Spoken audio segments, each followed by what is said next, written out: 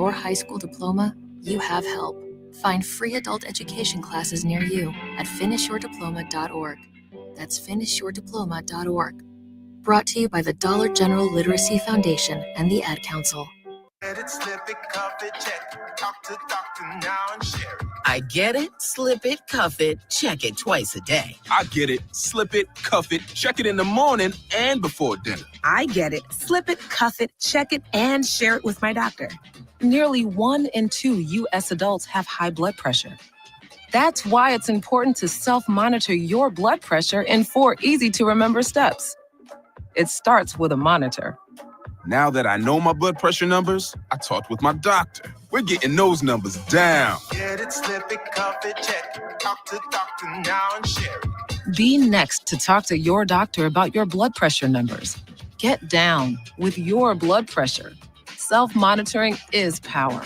Learn more at manageyourbp.org.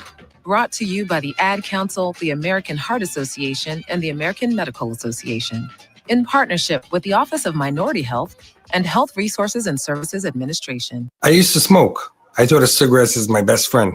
They were always there for me when I needed a break. I also thought cigarettes were my best friend, and then they gave me peripheral artery disease. I smoked and had a stroke. Actually, multiple strokes. I smoked and have heart disease. Here's my tip. If cigarettes are your friend, you need a better friend. Call the Nebraska Tobacco Quit Line, 1-800-QUIT-NOW, 1-800-784-8669. Paid for by Tobacco Free Nebraska. Aired with the Nebraska Broadcasters Association and this station.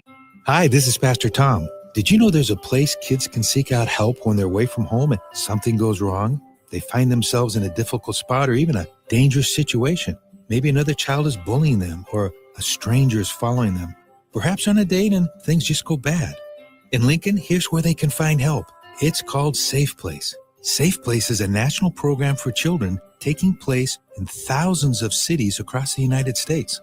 The People City Mission is sponsoring this program in our community and has set up a number of businesses, fire stations, schools, and nonprofits around the city to become safe locations where kids can seek out help. They just need to look for the big yellow sign that says Safe Place on it. Then go inside and ask for help. We will be quickly connected to them and ensure they make it back home or to whatever resources are needed. If you'd like to find out more about Safe Place and ways in which you can get involved, just go to pcmlincoln.org. Remember, when we all do a little, we change a lot.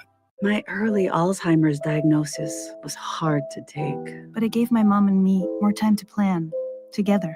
Talk to your family about seeing a doctor. Go to alz.org/time to talk. A message from the Alzheimer's Association and the Ad Council.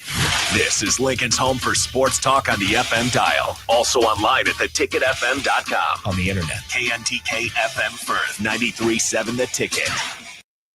Coming at you live from the 93.7 The Ticket studio. From the heart of Lincoln, America, this is What's Next 24. With the authors of Next 24, Michael Worrell and Sherry Tills. All right, welcome in. Happy Sunday. Harrison Arns on the ones and twos. As always, we got What's Next 24 kicking it off on Sundays. As always, you guys can always join in. Starting him in text line 402-464-5685. You can also put a face to the voice, Facebook, YouTube, X. And if you've got Allo Cable, Allo Channel 961. With that out of the way, throw it to the host as always, Mike and Sherry. Thanks, Harrison, and good morning. Good morning, Lincoln. Good morning, everybody. You're tuned in to What's Next with Mike and Sherry on 93.7 The Ticket. We're broadcasting live from 1040 O Street in Lincoln, Nebraska. It is Sunday, the 16th, unfortunately, at 7 a.m., and we're here to bring you inspiring stories, thought-provoking discussions, and conversations that truly matter. Obviously, I'm Sherry. I'm Mike. This is Michael. Stay with us as we explore fresh ideas, innovation, and motivation to kickstart your day and to kickstart your next 24 hours. Mike, speaking of next 24, why don't you tell everybody where they can get our book at? Well, our book, Next 24, you can get it at Barnes & Noble at South Point Mall, and you can get it also on Amazon.com. You can, or you can call us and get a hold of us, and we'll be happy to point you in the right direction. Michael, why don't you introduce our guest? Well, I would be happy to. Guest this morning. This is an exciting day today. Today, we're spotlighting a Nebraskan, a two-time author, Dennis Crawford, who has with nearly 40 years of experience in law, Dennis has built a respected career dedicated to justice and public service. He has served as the second associate chair of the Nebraska Democratic Party and was the Democratic nominee for Nebraska's 1st congressional district in 2014. In addition to his professional accomplishments, Dennis is a proud family man who values time with his family, children, and grandson, a devoted Cornhusker fan, and he's also co-host of Point Counterpoint Live in Omaha, based on a talk show where he and Mac McCoy delve into the local and national issues with sharp insights and thoughtful debates. With that, Dennis, good morning. How are you, sir? Fine. Thank you very much. Thank you very much for your kind words. Thanks for having me. I'm excited to be on your show. Well, we've watched you for a long time now. You're also do the Matt Rule fan, correct? On the Facebook site, you manage that. That's how I got to know you, and we Husker fans, of course. Yes. I manage Nebraska fans for Matt Rule on Facebook with my son and with my first cousin. And we have over 45,000 followers or likes. And we did nothing to market it or promote it. The growth was strictly organic. It kind of came as a pleasant surprise to all of us, 3 administrators, the interest in the page. Oh, it's always fun to watch that, and I appreciate that you allow us to post a few things of clips of our show. Today, we wanted to delve into your life and honor you, Dennis. Let's jump in with the early years. People may not know, but tell us a little bit about, you did grow up in Lincoln. Tell us about those early years in Lincoln. All right. I've lived most of my life in Lincoln, Nebraska.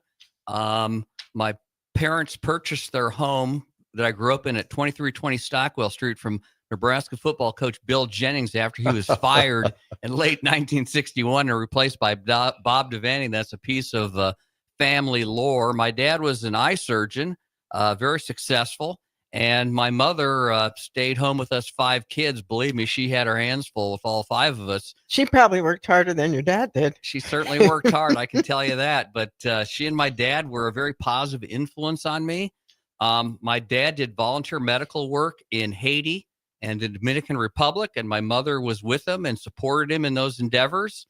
And in the summer of 1970, the whole family went with my parents to the Dominican Republic while he did medical work for disadvantaged folks in a very poor country, the Dominican Republic. And my parents were very interested in history and very interested in government. And as a consequence, I became interested in history and government. My parents did a lot of advocacy for the rights of the intellectually disabled. Oh, wow. They met with members of Congress, members of the legislature, governors, testified in front of congressional and legislative committees regarding the rights of the intellectually disabled. And so, they did a lot of good, and that was a very positive influence on me and my siblings. All of my siblings and me grew up to have, I think, pretty successful lives and pretty successful careers because our parents were such a positive influence for us. Just tremendous, great people. Wow, I had no clue. I mean, when we researched you, so to speak, we didn't stalk you, that your parents did that. I had a special needs daughter, and I work with special ed in Omaha, and that's that's phenomenal, and it touches my heart to hear that they were already back then advocating, because back then doctors would tell you, your kids aren't going to learn, put them in institution and be done. Well, one of my brothers is intellectually disabled, and he's lived at the Beatrice State Home since 1975. They've taken really, really good care of him since 1975. He's doing really well. I think he's pretty happy, and I think he's in a very good place. Awesome. Dennis, you talk about the people that influenced you. Who were some of your mentors or people that influenced you? Boy, that's a tough one. I would have to say I had a history teacher at Lincoln East High School, June Williams, who further instilled in me my love of history.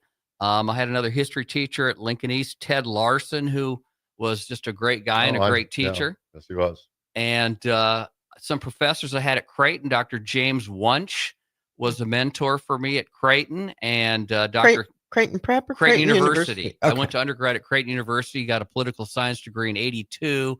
Another professor who mentored me was Dr. Ken Wise.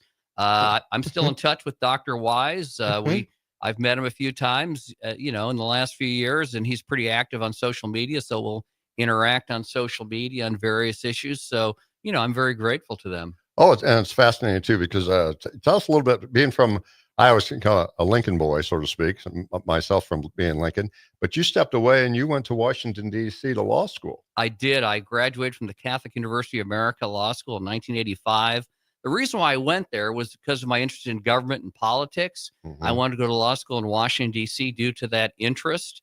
And my last 2 years of law school, I was a law clerk for a law firm that had a lobbying and regulatory practice. Wow. And they had a presence on Capitol Hill and in the agencies. It was not a particularly sexy area of the law. It was railroad deregulation, the 1980 Staggers Rail Act, which deregulated the railroads. It wasn't particularly sexy, but it was really interesting perspective on how Congress and the agencies operate. Well, being a young man, what did you think once you leave Lincoln, Nebraska, the Midwest, and then you're in the big place of Washington, D.C.? Quite a culture shock, quite a change? It really was. I mean, it's a very fast-paced place. I mean, at the time, it probably still is. Washington had a very transient population, people moving in, moving out. I mean, it was not a really good fit for me. I think a medium-sized city like Lincoln and Omaha and Nebraska is a better fit for me. My law school classmates were great. Some of the best years of my life.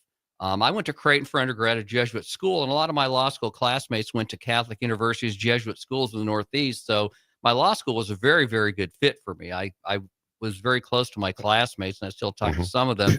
But the bottom line is I preferred Nebraska and the Midwest, and so I returned to Lincoln in 1986. I was offered a job with a law firm in Lincoln and took the bar in Nebraska and passed and got admitted to the bar in 86, and then practiced personal injury and workers' compensation law until the end of 2023. I represent people injured in accidents on the job, in car wrecks, fought for medical bills, benefits, pain and suffering for working families for 37 years. Very rewarding on many levels, definitely. Was that always your goal? Early on to become a lawyer? Or? It was. I decided I wanted to be a lawyer when I was about 17, when I was a senior in high school. I mean, here's why. I was very interested in politics, and I thought I was going to be a politician.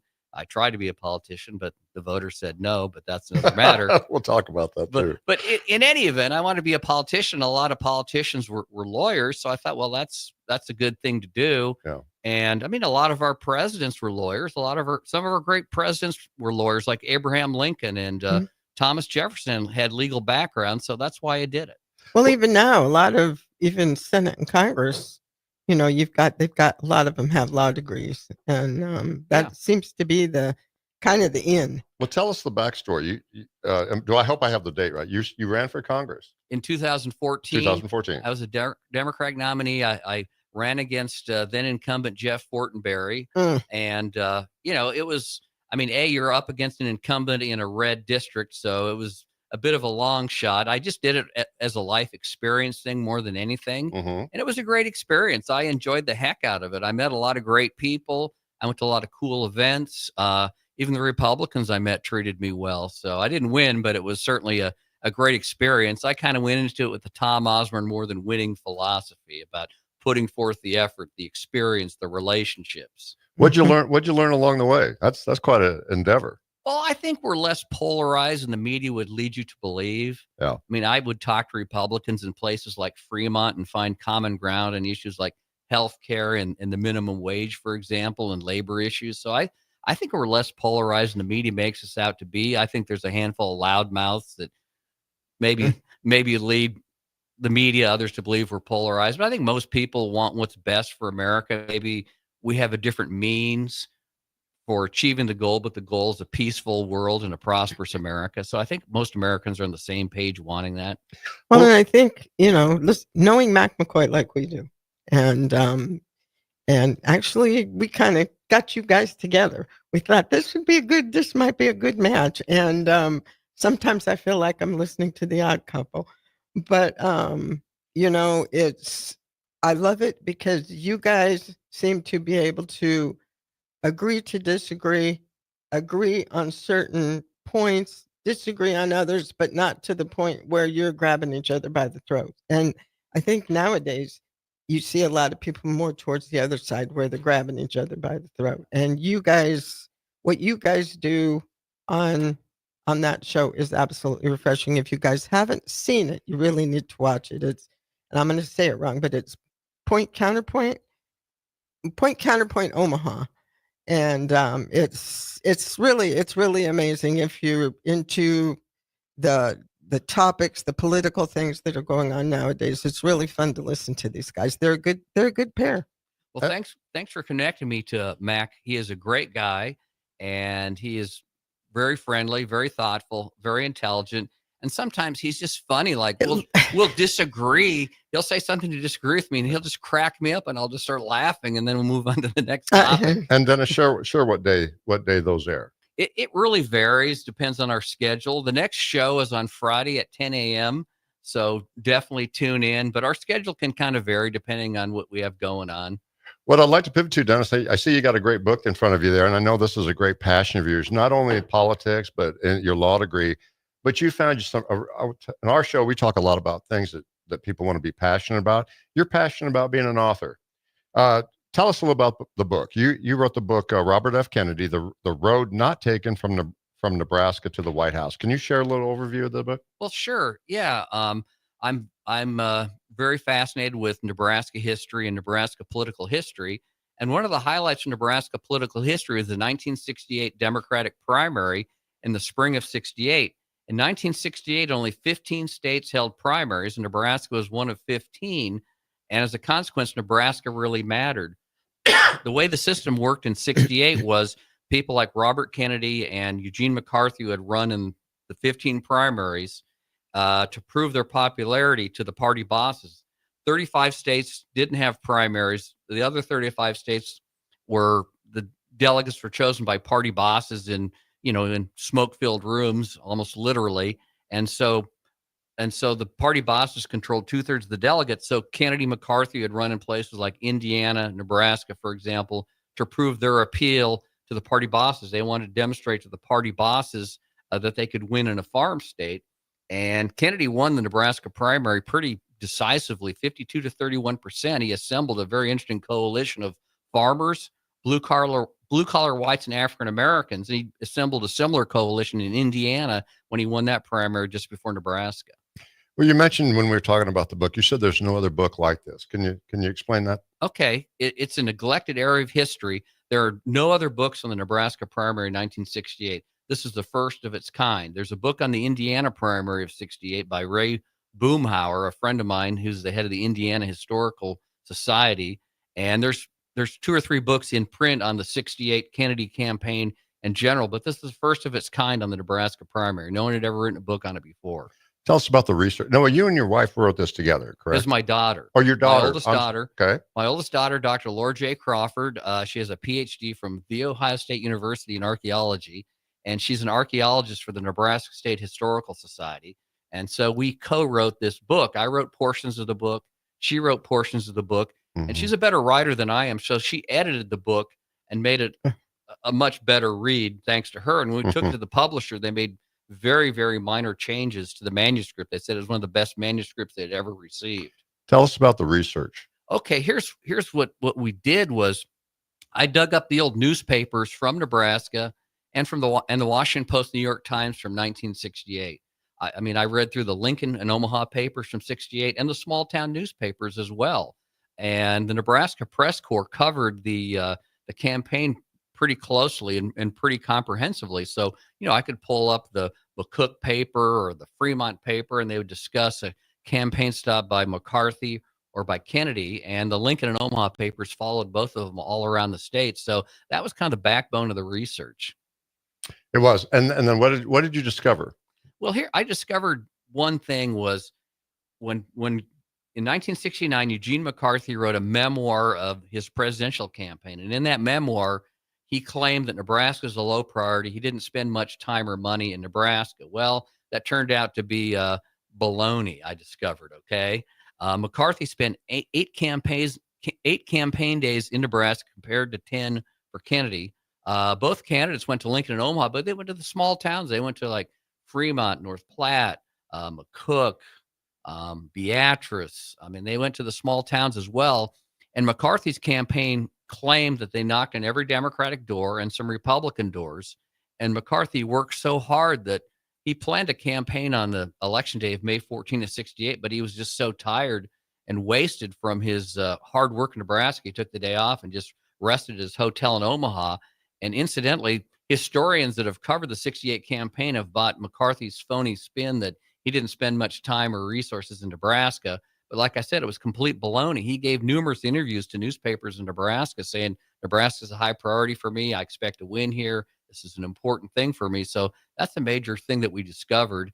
And another thing we did that I think was fairly innovative is the final chapter of the book. We make the case that if Kennedy had not been assassinated, he would have been elected president Absolutely. in 1968. He would have won the Absolutely. nomination, and he would have beat Richard Nixon in the general election. Yeah, absolutely. And where can people find this book, Dennis? You've got a website, correct? DennisCrawford.org. It's for sale in Lincoln at Francie and Finch on South 13th Street. It's for sale at the Nebraska History Museum on Centennial Mall. It's for sale at the Sower Bookstore at 70th and Vine. In Omaha, it's available at the Bookworm, a very good independent bookstore. And it's also for sale at the Douglas County Historical Society at 30th and Fort in the very historic and beautiful General Crook home.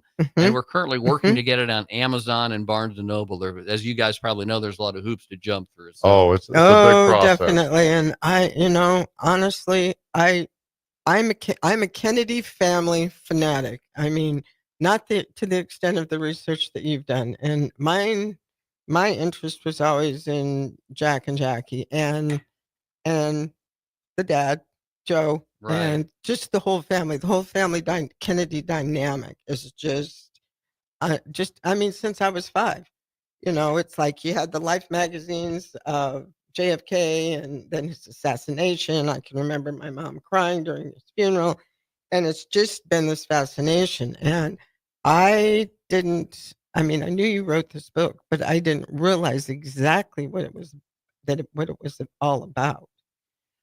Robert Kennedy Sr. has always interested me the most of the Kennedys because he spent a lot of time in Nebraska, and I regard him as America's lost president.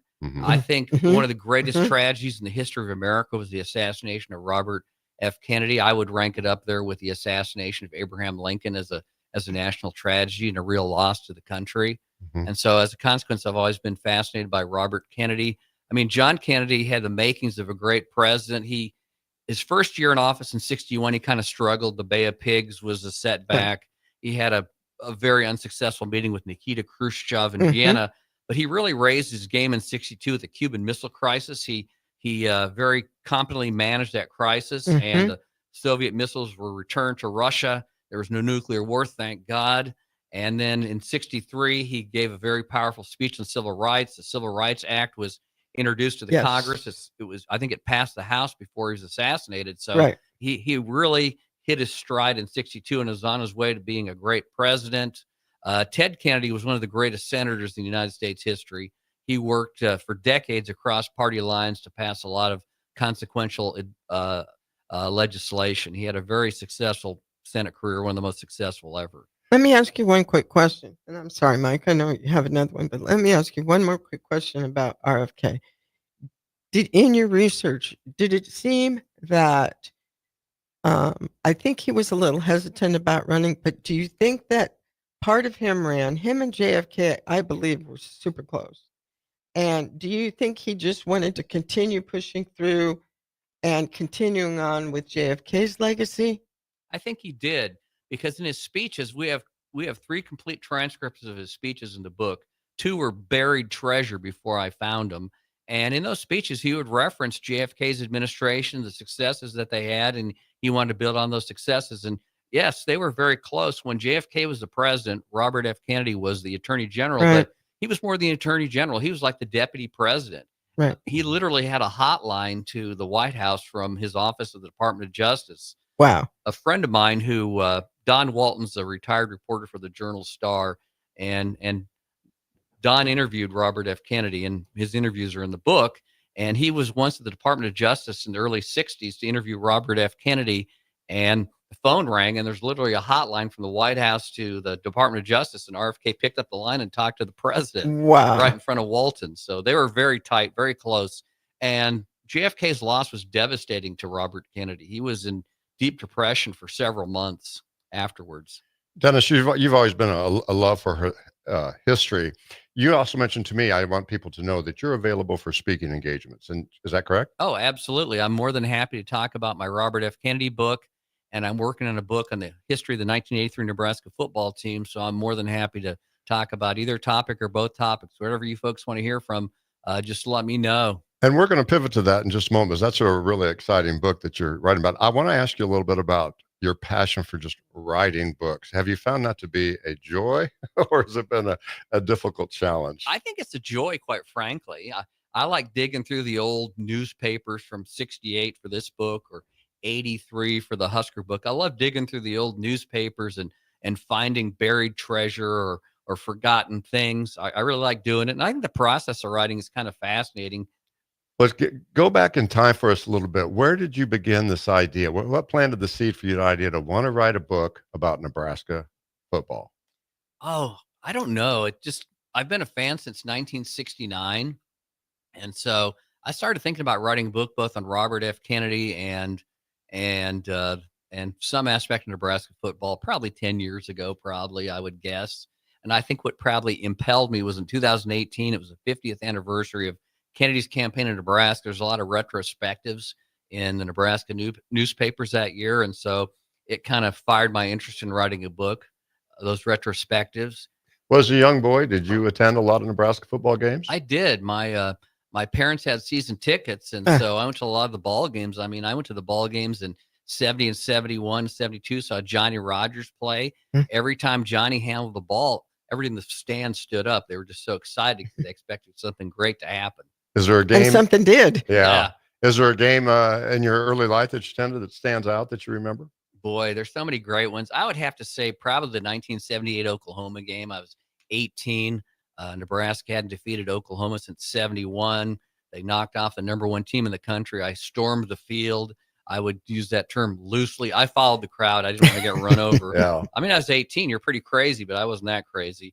And I just remember the crowd tore down the north end zone goalposts first, and then they went down to the south end zone, and there's this ring of security around the goalpost, but the crowd just broke through the ring, tore down the goalpost, and some guy got hit in the head by the goalpost, was knocked out cold. An ambulance had to remove him from the stadium. And then I followed the crowd. They carried the goalpost to the Abraham Lincoln statue by the Capitol and dropped off the goalpost. Dropped it down there.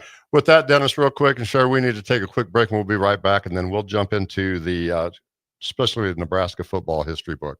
We'll be back in just a minute. Go Hog Wild Pit Barbecue. If the week's been too hectic to even think about dinner, or your family can't handle one more night of leftovers, then it's time to let Hog Wild do the cooking. Hog Wild's family packs are one heck of a good deal for a complete barbecue meal loaded with all the smoked meats, tasty sides, buns, and sauces you need to feed your family. Order online at GoHogWild.com. Hog Wild Pit Barbecue, 3210 Cornhusker Highway in Lincoln. But don't be late, we close at 8. Are you facing a legal problem and don't know where to turn? You need trial attorneys you can trust.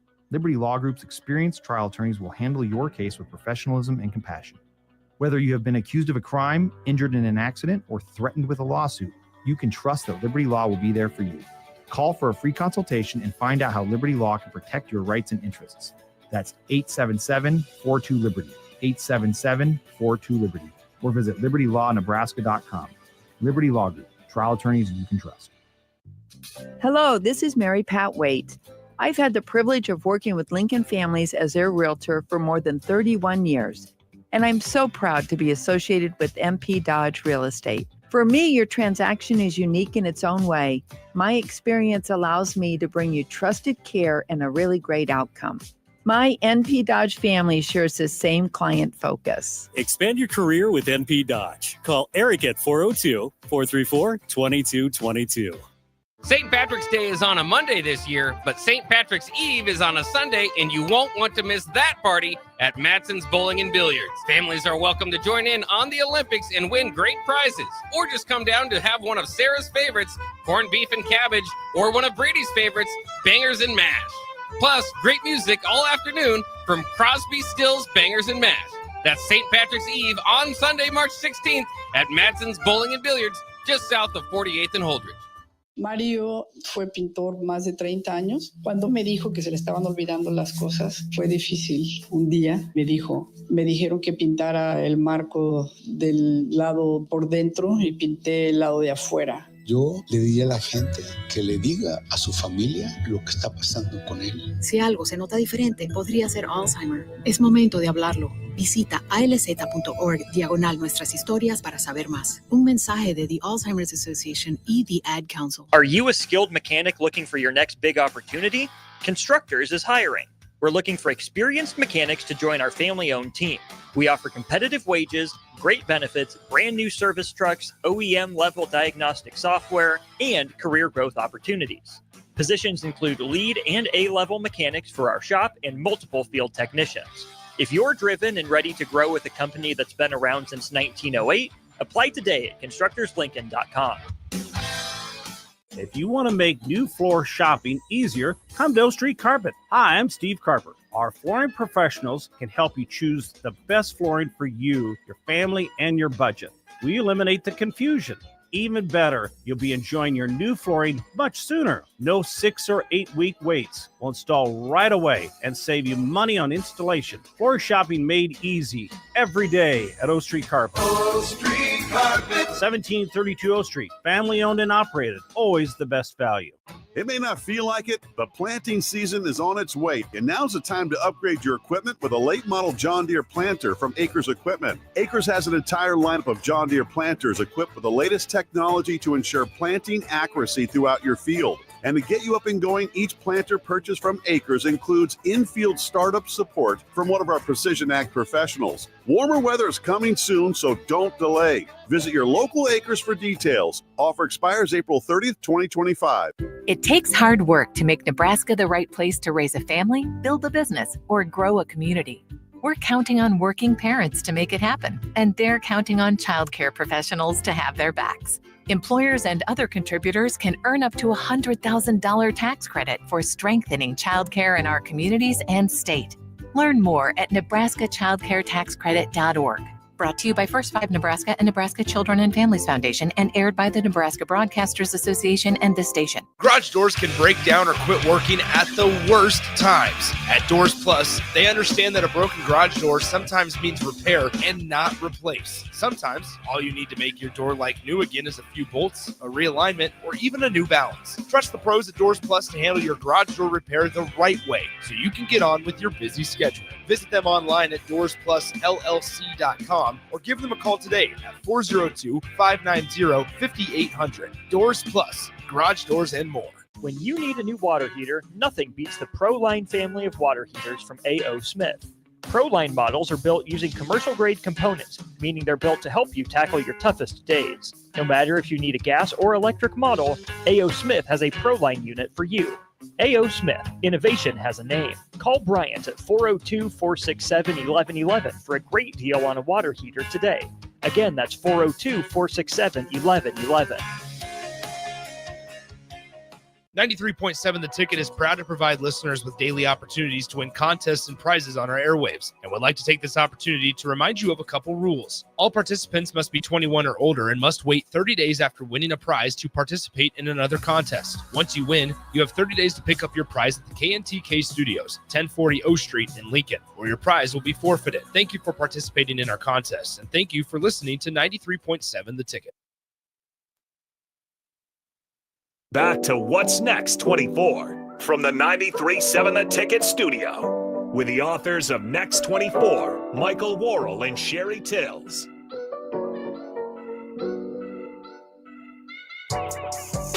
All right, welcome back in. What's Next 24, segment number 2. You guys can always join in, and as always, via the Starter Heyman text line or any of these streams. We got Dennis as the guest today. Mike and Sherry, the host as always. I'll throw it to you guys. Well, welcome back, everybody. We're interviewing Dennis Crawford about his history, his background in law, his interest in Husker sports as historian. Dennis, let's jump right in. You're in the process of writing an excellent Nebraska football book. Give us the title of this book. Almost Perfect, the story of the 1983 Nebraska Cornhuskers. And I noticed when I did some research on this, you did a little bit about the dark ages of Nebraska football. I saw a little... Who'd have thought there was dark ages in Nebraska football? I thought the dark ages were during Excuse me, but I thought those were during You Callahan's thought those days. were recent, right? Dennis, can you share a little bit of history on this? Well, sure. The book, probably 60% of the book is on the 1983 team. But I covered Nebraska football history from the foundation in 1890 until Coach Osborne's retirement on January 2 in 98. And I found the early history of Nebraska football between 1890 and 1961 to be absolutely fascinating. It was some of the most interesting research I've ever done. And that's saying a heck of a lot. Between 1890 and 1940, Nebraska won 73% of his games. Nebraska was one of the leading programs in the country during the first 50 years. Between 1941 and 1961, they maybe won 40% of their games. They had 3 winning seasons in 21 seasons.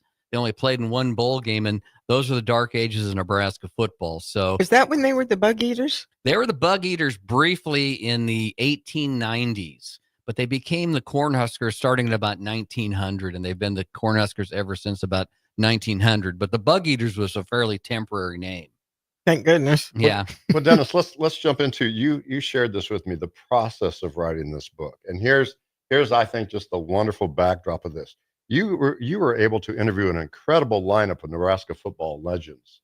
Can you share some of the people that you got to interview with? Oh, yeah. I interviewed Coach Tom Osborne. It was an absolutely amazing interview. And I interviewed 17 players from the 1983 team. I mean, the biggest names I interviewed were Mike Rozier and Dean Steinkuhler, both very nice men. They couldn't have been more friendly. They couldn't have been more gracious. And I interviewed Harry Grimminger and Mark Trainowitz. They were All-Americans in 84. Interviewed Brett Clark. He was an All-American in 84. And then interviewed a lot of other guys. They were good players, don't get me wrong, but they're not like household names. I met great guys like Mike Tranmer and Robert Stuckey and Dave Burke and Mike Knox and Mike McCashland. And Craig Sandberg was one that stood out with me. And Tom Rathman. That one really fascinated me on your list. Yeah, I interviewed Tom Rathman. That's the big name. And Craig Sundberg was one of the most interesting interviews that I did. Craig is a very intelligent, very thoughtful man, and he gave me some tremendous insights into that era. Wow.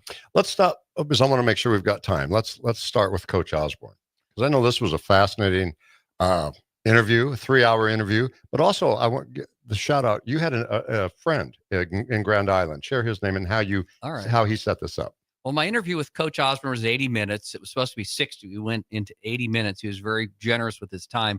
Dan Thayer is a lawyer friend of mine in Grand Island. He grew up there. He's a very successful lawyer and businessman there. And I became pretty good friends with Dan through lawyer circles. And he played for the Big Red from 82 to 86. And Dan is very well connected with the community of former Husker players and coaches. Mm-hmm. And he lined me up with Coach Osborne and several of the players. Like one he lined me up with was Ricky Simmons. He lined me up. We adore Ricky. He's a great guy. He lined me up with Mike Knox, Dave Burke, Harry Grimminger, Dean Steinkuhler, Mark Trainowitz. Some of them I'd lined up myself. I would just cold call them or cold email them. And, some said yes, others would. They just weren't interested. I mean, that's how it goes. Yeah. Well, what was your takeaway? You got to sit with Coach Osborne. What was some of the insights that you learned? The man is on top of his game. I mean, he was absolutely brilliant, articulate, insightful, thoughtful. I mean, he has an IQ that's just off the chart. He still is. Yeah, that's he what I've still heard. Does. Thank God. I'm glad he's doing well. But I got kind of 2 interesting revelations from Coach Osborne. And this revelation is also backed up by one of the players, was the weather in Nebraska in December of 83 was like one of the coldest months in the history of the state. There's an ice storm, I think on the last day of November of 83, and the Memorial Stadium field was covered with ice. And because it was below zero, like every day throughout December, they couldn't remove the ice from the field. So they couldn't practice outdoors. So they had to practice indoors in the Schulte Field House. So it limited their ability to practice the kicking game and the passing game. So they went to Miami early so they could practice outdoors and practice fully. And Coach Osborne, one of the players, told me that they got to Miami early and they spent too much time there, and the team kind of lost its focus, and they came out kind of flat in the first quarter against Miami and fell behind 17-0. And so that was a factor in that loss. There were some specific talking points you wanted to share about this book. What are they? Well, I would say that's one revelation. The other revelation was when I met with Coach Osborne, he told me in December of 1997 that he called the Big Ten office because he wanted to schedule a national title game between Nebraska and Michigan, but the Big Ten begged off due to their contract with the Rose Bowl. And the World Herald reported he did something similar in December of 94. He called Joe Paterno's Penn State to schedule a national title game, but Paterno backed off because of the Big Ten contract with the Rose Bowl. And the other thing I came up with was the 83 defense is better than people remember. All people remember about the 83 defense is the Miami game. That doesn't tell you the whole story. Mm-mm. In the regular season, 10 out of 12 games, the defense played really well in the equivalent of 10 out of 12 games. I'll give you a couple examples. Penn State didn't score a touchdown until 20 seconds left in the game, and it was against the reserve, so they stuffed them. And then UCLA, the offense turned it over the first 3 times they had the ball against UCLA in 83, but UCLA could only score 10 points off the turnovers. The black shirts stood pretty firm, and the Huskers rallied and eventually won 42-10. They overwhelmed them. Wow. And then the defense saved the game against Oklahoma State. They won that 14-10. And the defense saved the game with a last-minute stand against Oklahoma. They won that ball game 28-21. The defense gave up a respectable 15 points a game. They gave up 368 yards a game, but that doesn't tell you the whole story. Several of the players told me that, A, the reserves played a lot of the second half, and so they would have given up a lot fewer yards if the defense had played 4 quarters. And B, a lot of the times the offense would score very quickly, and the defense would go back in the field, and they'd still be tired from the previous series because the offense scored so quickly. Mike Tranmer, former nose guard, great guy, said that, we were a top 25 defense if we could have played all 4 quarters. And that 83 defense was pretty young. I think there's only 4 returning starters, but I think 9 starters from the 83 team played in 84. And the 84 defense was one of the best defenses in school history. The only comparable defense to 84 was the 1971 unit, of course, that won the national title. Well, when you told me too that as you got to talk with these players, there was a common theme. Well, go ahead, Dennis. Well, a number of common themes was they all had great respect for Coach Osborne and his staff. They were thankful they played for Coach Osborne and the staff. They had nothing but good things to say about the coaches, and they turned them from boys into men. And the other common theme was every one of these guys has been very successful after football. They're winners on and off the field. Most of them have gone into business and have been very successful in business. Scott Strasburger is a very good orthopedic surgeon. Ricky Simmons is a motivational speaker and a licensed alcohol and drug counselor. So they've all been very successful, and they're all very intelligent, very thoughtful. I think Coach Osborne's strategy for recruiting is he wanted to find intelligent, good character guys because the playbook is complex. You have to know where you have to be on the field. And Ricky Simmons told me, he said, Dennis, I want you to know the most important part of football is the mental aspect. Yes, and the other thing about Coach Osborne, and once again, I go back to Ricky, there are so many players that after they left Nebraska had some tough times, and a lot of them credit being turned around because Osborne continued to stick with them even after they left that football field. Yeah, that's absolutely correct. I mean, Coach Osborne literally saved Ricky Simmons' life. Yes, he did. Unfortunately, Ricky had a problem with drugs for a while, and he was in prison in Tecumseh. And out of the blue, he gets a letter from Coach Osborne. He opens it up, and the letter reads, Ricky, your parents believed in you. I believe in you. When you get out of prison, please contact me. I'll do whatever I can to help you. And Ricky went on his knees, prayed, dedicated his life to Jesus, and promised himself to get off alcohol and drugs. And so he got out, and he's a licensed alcohol and drug counselor. He's a motivational speaker. He talks to kids. And to this day, he still checks in every day with Coach Osborne. Yes, they're very close. Yes. Coach Osborne has made sure that Ricky's been on the straight and narrow. And, Coach Osborne has helped all those guys. Absolutely. One thing I learned from talking to him, I'd say, what's your favorite Coach Osborne experience? And Craig Sundberg had a really good anecdote for me. Early in the 84 season, Craig was a starter, and he's playing very well. Very good quarterback, very underrated. And he injured his right throwing shoulder against UCLA. Most unfortunate because then he didn't play as well because he couldn't throw as well. And he lost the starting job to Travis Turner. And he was kind of discouraged. He's a college guy, smart guy. He goes to Coach Osborne and says, Coach, where do I stand? What's going on? And Coach Osborne said, Craig, we need you. Hang in there. when you heal, I know you're going to help the team. Well, as it turned out, the Sugar Bowl on January 1 of 85. Here's the backstory for that. Craig got a bad case of the flu the night before the game. He was just sicker than a dog, sickest he was ever in his life. But by the next day, it was a night game, he felt pretty good.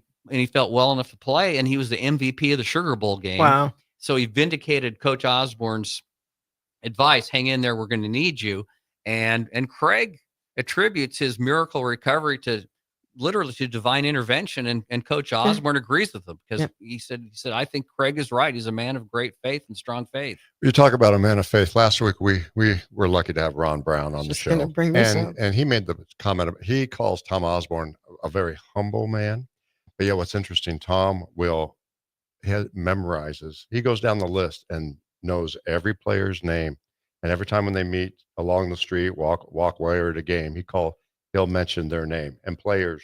But he also, the thing I really liked that Coach Brown told us was that Coach Osborne would take the roster, and every single day he would go down that whole roster of every player and pray for every single one individually. Yeah, some of the players told me that Coach Osborne they would meet with him and he could remember their entire family. How's your dad doing who was ill, or how's your mom doing, or your sister doing? And he remembered every one of them. He cared a lot about his players. He cares a lot about his players to this very day, and he's done them a lot of good. He's more than just a winner on the field. People remember the wins and the losses from Coach Osborne, but he's a very, very good man. He's helped a lot of people. Dennis, tell us about the book. There's so much history with Nebraska football. How did you zero in on this particular era and time? Well, there are no books on the 1983 Nebraska football team. There's no books on Nebraska football in the 80s. There's some good books on the 70 and 71 national title teams. There's good books on the glory days of the 1990s, but the 1980s has been entirely neglected. And I think that's unfair because in the 1980s, Nebraska had the best record in the country. And between 82 and 84, they went 34 wins, 4 losses, the best record in the country. And they came so close to winning the national title between 81 and 85. And then in 87, they came close. And so I think they were just unfairly neglected. And so I wrote the book to honor a team that I think is every bit as great as any other team in Nebraska football history. Dennis, we need to take another break. We'll be right back in a moment with Dennis Crawford and finish up with more about this book, Almost Perfect, 1983. Alexa, play 93.7 The Ticket. Okay, playing 93.7 The Ticket. Alexa, turn down the lights. Dimming the lights. Alexa, order a pizza, the big one, all the toppings. Are you sure that's a good idea? Alexa. That's a lot of pizza for just one man. Alexa, just do it. Stop judging me, just do it. As you wish. Thanks, Alexa. You're my best friend.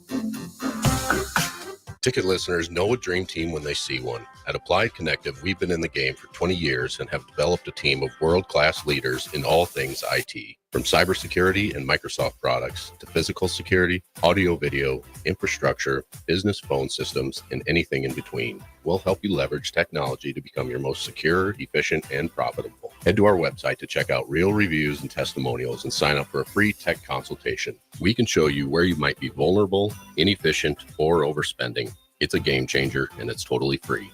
Claim yours right now at appliedconnective.com. Alexa, play 93.7 The Ticket. Okay, playing 93.7 The Ticket. Alexa, turn down the lights. Dimming the lights. Alexa, order a pizza, the big one, all the toppings. Are you sure that's a good idea? Alexa. That's a lot of pizza for just one man. Alexa, just do it. Stop judging me, just do it. As you wish. Thanks, Alexa. You're my best friend.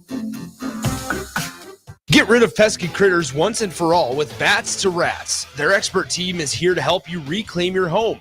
No more sleepless nights caused by crawling critters or flapping wings. Bats to Rats ensures a safe environment for every family member. Check the website at batstoRats.com for amazing offers. And if you mention this ad, you'll receive $10 off your initial inspection cost. Call Bats to Rats today at 402-781-8691. That's 402-781-8691. Bats to Rats.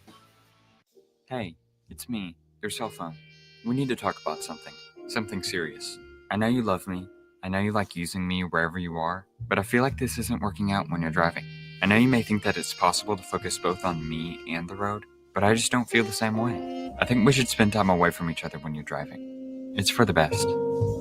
Visit StopTextStopWrecks.org. A message brought to you by the National Highway Traffic Safety Administration, Project Yellow Light, and the Ad Council. Garage doors can break down or quit working at the worst times. At Doors Plus, they understand that a broken garage door sometimes means repair and not replace. Sometimes, all you need to make your door like new again is a few bolts, a realignment, or even a new balance. Trust the pros at Doors Plus to handle your garage door repair the right way so you can get on with your busy schedule. Visit them online at DoorsPlusLLC.com or give them a call today at 402-590-5800. Doors Plus, garage doors and more. Bagels & Joe is the perfect place for breakfast or lunch in March. Try a double chocolate muffin with a leprechaun latte made with dark chocolate, peppermint, and Irish cream. For lunch, try the salmon panini with provolone, sesame oil, and tomatoes on a ciabatta roll with bagel chips. Perfect for Lent. 4 locations in Lincoln and 1 in Seward. Bagels & Joe. Be sure to check out the top-selling Recomp. Recomp helps build lean muscle and strength while decreasing body fat. Recomp is ideal for men and women of all ages trying to look their best. Recomp can only be found in Nutrition Authority. For info, visit mynutritionauthority.com.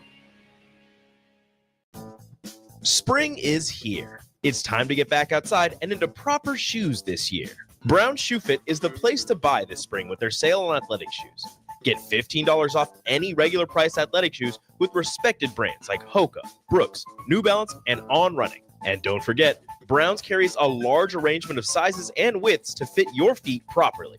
Start your spring off right at Brown Shoe Fit, just south of 66th and Q in Lincoln. Start your Sundays off right with Jeff and Nicole Essink on Fitness Fanatics. Jeff and Nicole discuss health and wellness, how to achieve fitness goals, and more through the life of gym owners and gym goers. It's Fitness Fanatics from 9 to 11 a.m. on Sundays on 93.7 The Ticket and theticketfm.com. It's game on at Elway Power Sports of Lincoln, Nebraska's premier power sports dealership. Stocking all the top brands, including Can-Am, Honda, Polaris, Kawasaki, CF Moto, Suzuki, Yamaha, Sea-Doo, Manitow pontoon boats, and Triton trailers. Come check out Nebraska's newest Indian motorcycle dealership, plus score big on their massive selection of side-by-sides, all-terrain vehicles, motorcycles, and power watercraft. Elway Power Sports of Lincoln has it all under one roof at their new 27th and I-80 location, and they can't wait to get you set up for the summer. Rashawn Jackson here for Bauer Underground, who has been serving local contractors and utility contractors all across the state since 1997. When you see the black and white trucks, you know the baddest dudes in the business have arrived. Bauer is currently looking for equipment operators, laborers, diesel mechanics, and aerial linemen. Join the brotherhood built on hard work, authentic people, and pedigree of success. Bauer, a family-friendly company who reminds you, go Big Red! LES wants your feedback. Help shape your electric utility's direction and priorities by taking an anonymous online survey. Make your voice heard before the survey closes on April 30th at les.com/survey. Back to What's Next 24 from the 93.7 The Ticket studio with the authors of Next 24, Michael Worrell and Sherry Tills.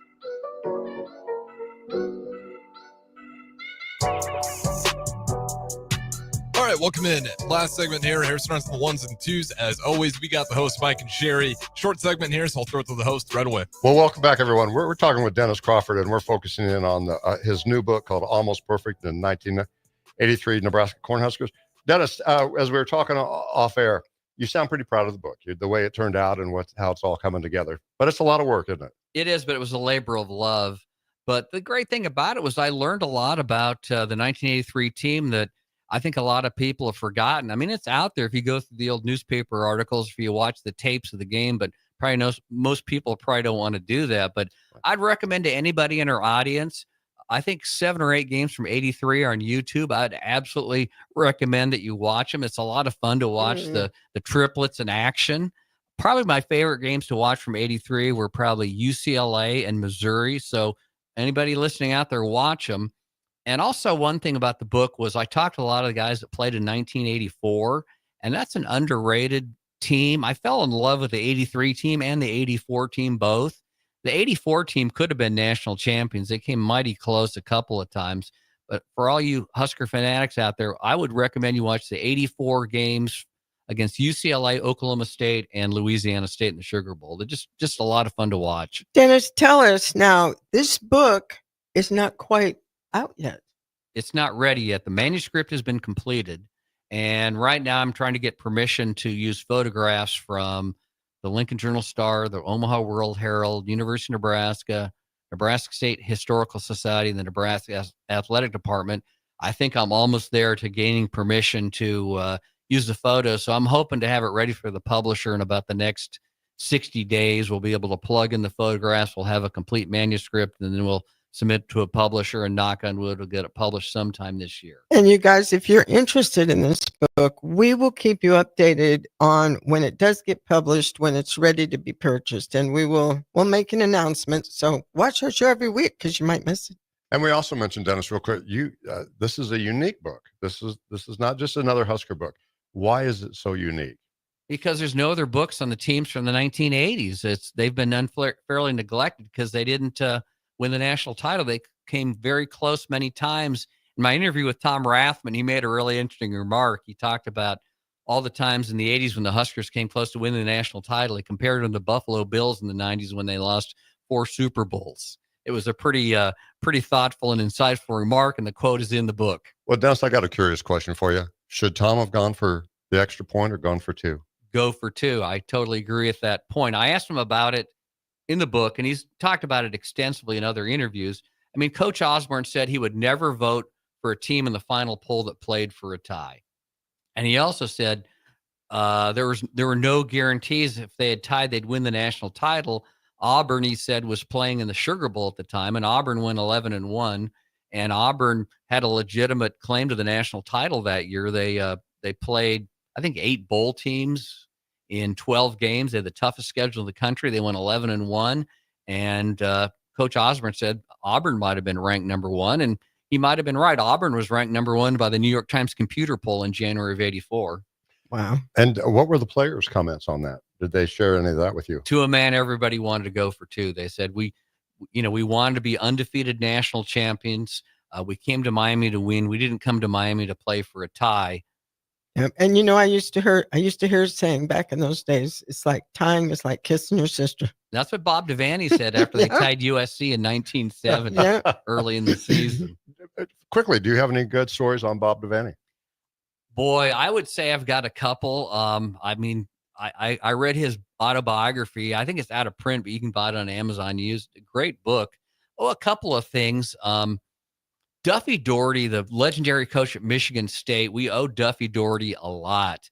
Bob Devaney was a high school coach in Michigan, very successful, and he got to know Duffy Daugherty through just coaching circles in Michigan. And he got back from a vacation from Canada, and right after he walked in the door, the phone rang, and it was Duffy Daugherty offering him an assistant coach job at Michigan State.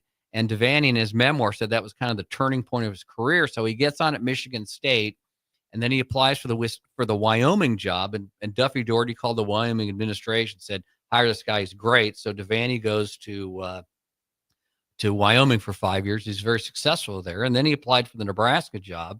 Then once again, Duffy Daugherty called Nebraska, said, you got to have this guy. He's great. And so Nebraska hired Bob Devaney. And another thing that Devaney said that was pretty funny was shortly after he's hired, he says, I want to have a successful team where we're in a bowl game, but not so successful that we're investigated by the NCAA. He was a very clever, very funny, very charming guy. Dennis, we just got 1 minute left. We always like to open up the microphone to you. So what would you like to share with the community of Lincoln, Omaha, and Nebraska?